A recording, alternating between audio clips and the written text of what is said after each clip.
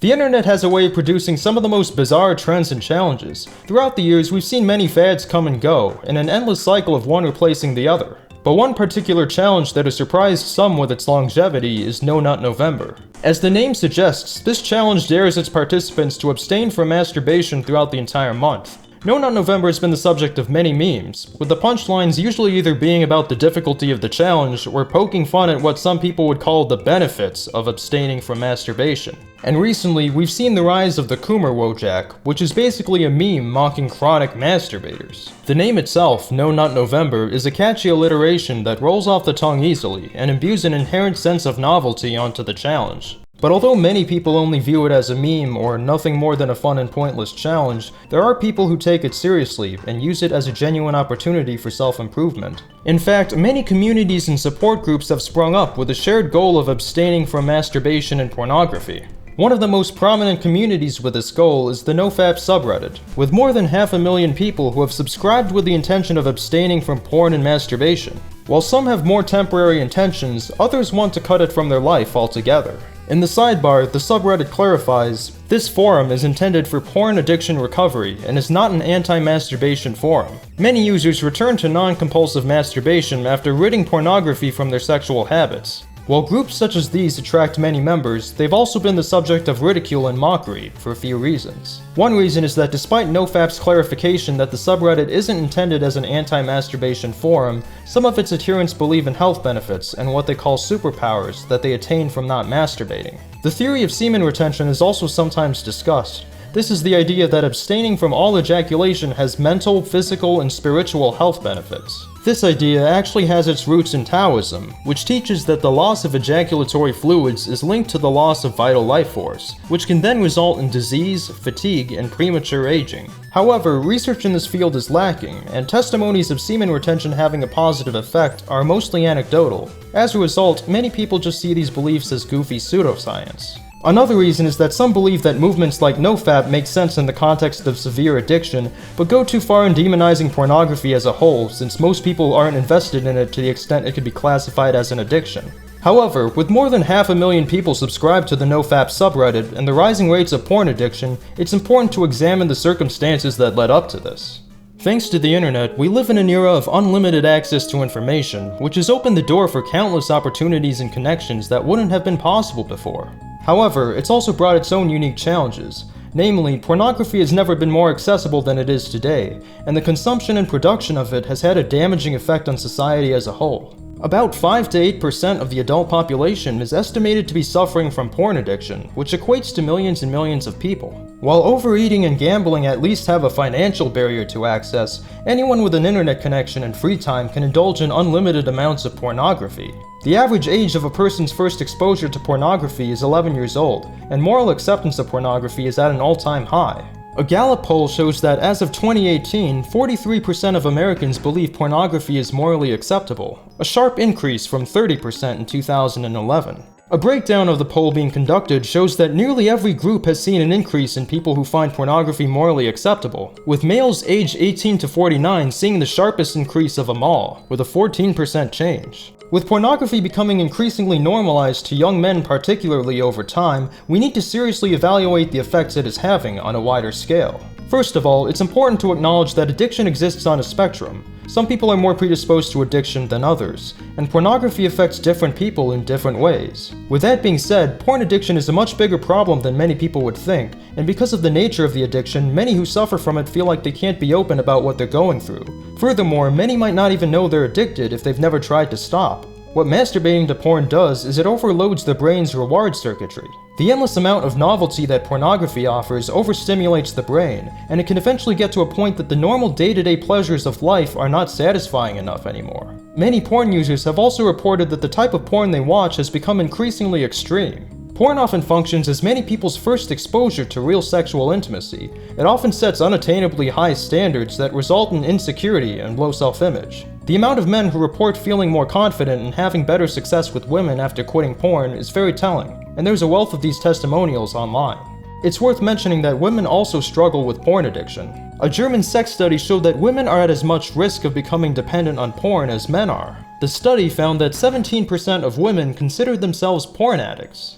Professor Matthias Brand of Duisburg-Essen University in Germany and his colleagues explored the role of anticipating and receiving sexual gratification in the development of cybersex addiction. Professor Brand said, results indicated internet porn users rated pornographic pictures as more arousing and reported greater craving due to pornographic picture presentation compared with non-users. There are numerous studies that report findings that link usage of pornography with weakened executive functioning and altered prefrontal circuitry. Your prefrontal cortex is in charge of impulse control, risk assessment, and long-term planning. A word that is often used to describe how addictions weaken and inhibit these self-control circuits is hypofrontality. In addiction, the normal top-down control of the cortex over the midbrain simply fails. The addict's prior commitment to quit, their memory of what happened the last time they drank or used drugs, the love they feel for their family, the knowledge of the punishment they know awaits them if they relapse, when the cortex fails, these things are invisible to the addict. Kalavas and Volkov called this brain state hypofrontality. What was once a healthy, functional decision-making frontal cortex is reduced to a shadow of its former self. Dysfunction in the prefrontal circuit can result in weakened willpower and an oversensitization to cues. This weakens the impulse control of your brain and gives you bigger cravings to use. If the portions of your brain involved with executive control are in a weakened state, then the addiction pathways usually win. A study called Neuroscience of Internet Pornography Addiction, a Review and Update, has this to say. Some internet activities, because of their power to deliver unending stimulation and activation of the reward system, are thought to constitute supernormal stimuli, which helps to explain why users whose brains manifest addiction-related changes get caught in their pathological pursuit. And as another study puts it, internet pornography is a sexual reward that contributes to delay discounting differently than other natural rewards do, even when use is not compulsive or addictive. This research makes an important contribution, demonstrating that the effect goes beyond temporary arousal. Pornography consumption may provide immediate sexual gratification, but can have implications that transcend and affect other domains of a person's life, especially relationships. There are numerous other studies that document what porn does to the brain, but in the interest of time, let's examine some of the more social effects of pornography. The American Academy of Matrimonial Lawyers questioned 350 divorce attorneys, who claimed that an obsessive interest in internet pornography played a role in around 56% of such cases. Studies have proven that consumption of pornographic content is harmful to the health of a marriage. One study found that for men, the chance of divorce went from 5 to 10%, and for women, it shot up from 6 to 18%. Although couples that watch pornography together have a lower rate of infidelity than couples that watch it alone, porn-free relationships have the lowest rate of infidelity. They were also found to have higher sexual satisfaction and to be more committed to the relationship in general. Therefore, it can be reasonably concluded that watching porn can diminish the level of relationship commitment.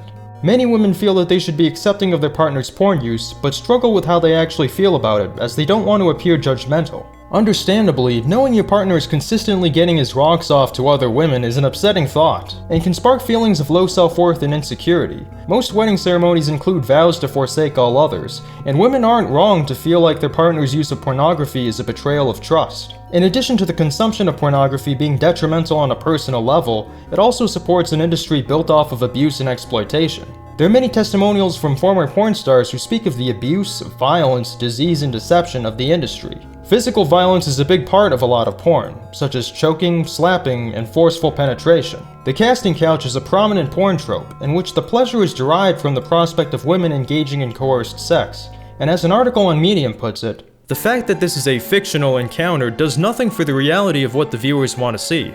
They enjoy watching a woman being pressured into having sex. The fact that she's hesitant only serves to sexually excite and encourage. It's clear the idea of a mother suffering economic hardship and resorting to pornography is a turn-on for the viewer, more so because they know it's a scam. Violent and painful anal sex is what the viewer wants, and it's what the viewer gets. And this is not a niche category. It took me all of 2 clicks to find this after searching simply for Pornhub. The common retort to this is that pornography just exists for the purpose of fantasy, but it's become increasingly clear that porn does in fact influence real-life attitudes towards women. A study by the British Medical Journal states, anal heterosex often appeared to be painful, risky, and coercive, particularly for women. Interviewees frequently cited pornography as the explanation for anal sex. Other key elements included competition between men, the claim people must like it if they do it, made alongside the seemingly contradictory expectation that it will be painful for women, and crucially, normalization of coercion and accidental penetration. Narrative suggested that mutuality and consent for anal sex were not always a priority for them. Interviewees often spoke casually about penetration where women were likely to be hurt or coerced. You can rip them if you try and force anal sex. You just keep going till they get fed up and let you do it anyway. Suggesting that not only do they expect coercion to be part of anal sex, but that many of them accept or at least do not explicitly challenge it. No matter how you might try to justify pornography as simply an act of sexual expression, the fact of the matter is that it's having real-world consequences and effects, and what makes you think people won't want to act out some of the sick and depraved stuff they see in pornography? Furthermore, because of the vile nature of the acts producers require porn stars to perform, they often withhold information or straight up lie in order to convince actresses to follow through. Just this year, the Girls Do Porn production company is being sued by 22 women for misleading them so that they would film sex scenes. 22 women are suing Girls Do Porn owner Michael Pratt, the company's main videographer Matthew Wolf, and its main actor and director Ruben Andre Garcia, claiming that they were lied to about the films being modeling work instead of porn, coerced into having sex on camera once they got to hotel rooms for filming, and then lied to about how the videos would be distributed. The lawyers for the plaintiffs said they spoke with at least 100 women involved with Girls Do Porn who gave similar accounts of their experiences. Unfortunately, this type of stuff happens more often than you'd think. There are many stories of details being omitted, as well as sexual coercion. The notion that there's no problem because the sex work is consensual is misguided at best, because it overlooks the large amounts of coercion and deception going on behind the scenes. Although the communities that form around NoFap can go overboard at times and come off as bizarre to people who are unfamiliar with it, the core of the challenge is actually quite positive, in that it promotes self-control in an age where it's easier than ever to get off track. Self-improvement is usually the driving force behind these efforts, and things like these have become increasingly necessary in modern circumstances. The ever-present opportunity for instant gratification is not a good thing in the long run, and this craving for it has had far-reaching effects. A famous test ran by Stanford University in the 1960s involved testing children with marshmallows. The premise was simple. The researchers would leave the children alone with a marshmallow with the promise that if they didn't eat it, then they would be rewarded with another one. But if they did decide to eat the marshmallow, they would not receive a second one.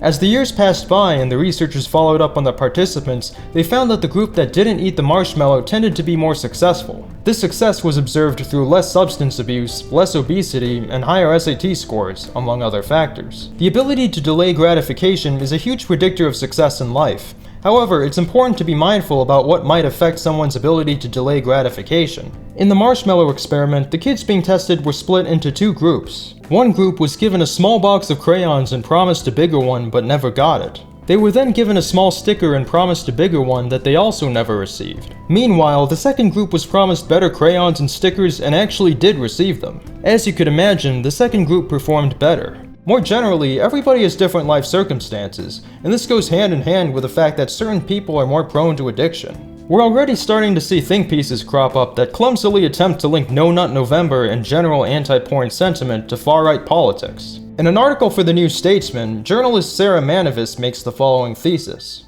What may appear to be just another weird and bizarre internet challenge is underpinned by extreme misogyny and threats of violence. Most egregiously, she takes a fringe case involving a picture saying pornographers must die, and attempts to use this to smear the entire movement as having its origins in hatred and bigotry, when in reality its adherents are just regular people trying to regain what porn addiction has taken from them. What articles like this fail to consider is that the pervasiveness of pornography is a bipartisan issue that affects people on both sides of the aisle.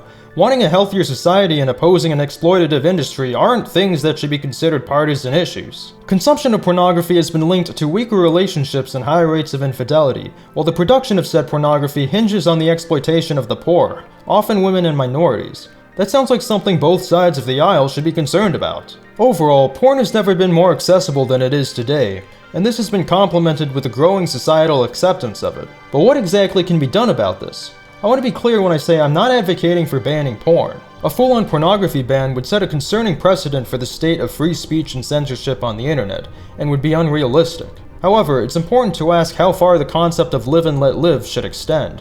If something is having a pervasive negative effect on society and is proven to be detrimental, when is it acceptable to de-incentivize it? This is a complex and nuanced issue that has no easy solutions. At the very least, it's worth having a dialogue about the disastrous long-term societal effects that having unlimited amounts of porn at your fingertips may cause. The first step towards any sort of change is awareness.